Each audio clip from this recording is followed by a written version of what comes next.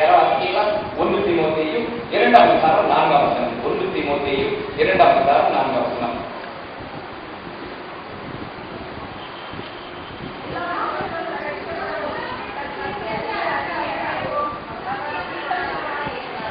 கவனிச்சீங்களா? எல்லா மனுஷரும் ரட்சிக்கப்படவும் சத்தியத்தை அறிவையும் அவர் சித்தம் உள்ளவராக இருக்கிறார்.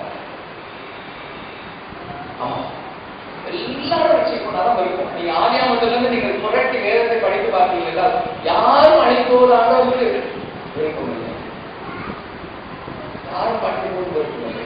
ஆனால் தேவனை அவர்கள் தெரிந்து கொண்டார், அவர் தவறு செய்தார், உண்மைதான்.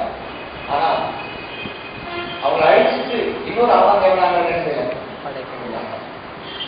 நிர்வாகிகள் இது உணர்ந்தவர்களுக்கு என்ன கொடுத்தாரு? உடைய தான் கொடுத்தாரு. தொடர்ந்து அவர்கள் பாவ நிலைமையை வாழ்ந்து விடக்கூடாது என்று நித்தியமாய் வாழ்வடியாக படைக்கப்பட்டிருக்கிற கனியை அவர் புசித்து விடக்கூடாது என்று அவருடைய நன்மைக்காக தான் அவர் தொடர்ந்து வெளியே அதை உணராம அங்கே வெற்றி இருந்தாங்க. அதனால அடுத்த வருஷத்துல அவரை விரட்டினார் என்று சொல்லுவோம். அப்பெல்லாம் அவரை நல்லபடியாக அனுப்பி வைக்காரு இருக்காரு. அதே மாதிரி நிறைய மக்கள் ஆண்டவரால் தெரிந்து கொண்ட மக்கள் என்று சொல்லப்படவில்லை. ஆனால் அவர்கள் பாவம் பெருகிய பொழுது எல்லாரும் சேர்ந்து ஒரு நியாய தீர்ப்பு வருதுன்னு ஆண்டவர் என்ன செஞ்சார்? யோனாவை மனம் திரும்ப முடியாது சொல்லுங்க. யோனாவுக்கு போறதுதான் எனக்கு இஷ்டம்.